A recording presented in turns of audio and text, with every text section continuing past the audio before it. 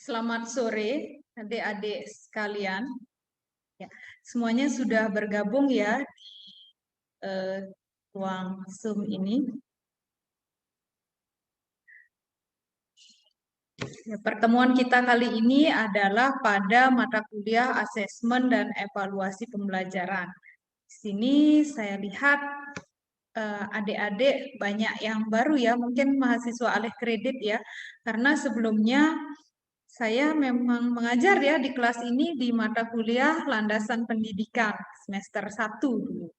Nah, jadi di sini ada beberapa yang mungkin belum saya kenal ya. Nah, ada pepatah mengatakan tak kenal maka tak sayang. Jadi izin saya memperkenalkan diri terlebih dahulu. Perkenalkan, nama saya Niketut Erna Mulyastrini, biasa dipanggil Bu Erna ya. Jadi home base saya di Prodi PGSD ya. Mungkin kalau yang dari semester 1 sudah saya ajar, beberapa sudah kenal ya. Pula saya sudah kenal juga dengan adik-adik mahasiswa beberapa itu ada Ika ya, Cynthia ya. Nanti yang belum mungkin sambil jalan kita sambil kenalan ya. Nah, adik-adik mahasiswa, untuk mata kuliah asesmen dan evaluasi pembelajaran ini kita sama ya dengan mata kuliah yang lain, kita ada 16 kali pertemuan. UTS kali, UAS kali. Jadi kegiatan pembelajarannya ada 14 kali pertemuan. Ya.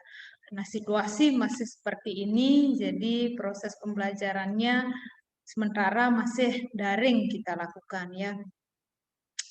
Untuk mempersingkat waktu, saya izin share screen ya, saya akan menyampaikan mengenai kontrak perkuliahan kita. Sudah kelihatan semuanya di layar kalian.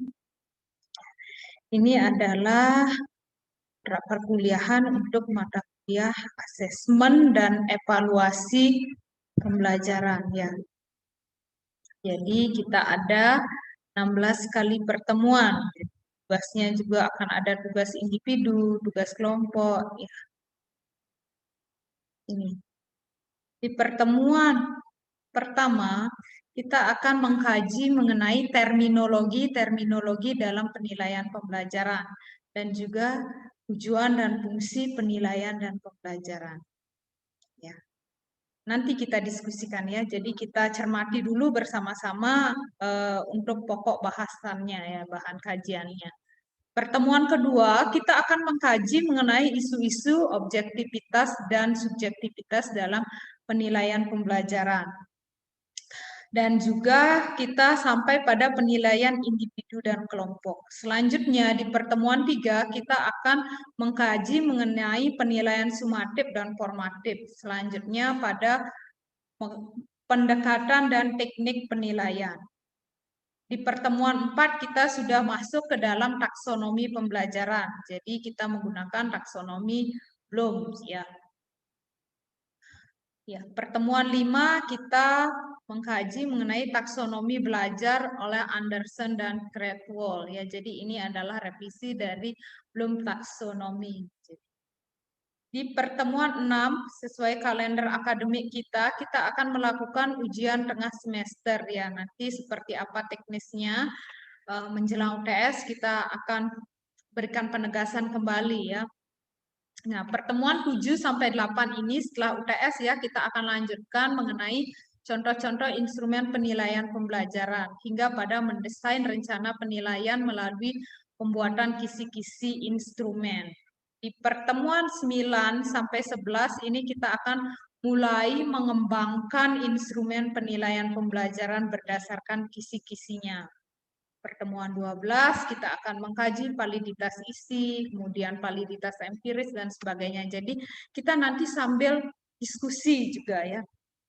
Di pertemuan 13 kita melanjutkan mencari daya beda soal, tingkat kesukaran, kualitas pengecoh, reliabilitas, hingga pada laporan proses pengembangan instrumen. Di pertemuan 14, kita akan melakukan analisis terhadap penilaian pembelajaran hingga pada melaporkan dan tindak lanjut hasil penilaian. pertemuan 15, ini pertemuan terakhir sebelum UAS, ini penggunaan instrumen penilaian produk dan kinerja dalam konteks pembelajaran. Jadi kita juga akan sharing mengenai hal-hal apa yang belum kalian pahami, sehingga proses pembelajaran yang kita lalui satu semester ini benar-benar bermakna ya. Dan pertemuan terakhir kita akan lakukan UAS sesuai kalender akademik kampus ya.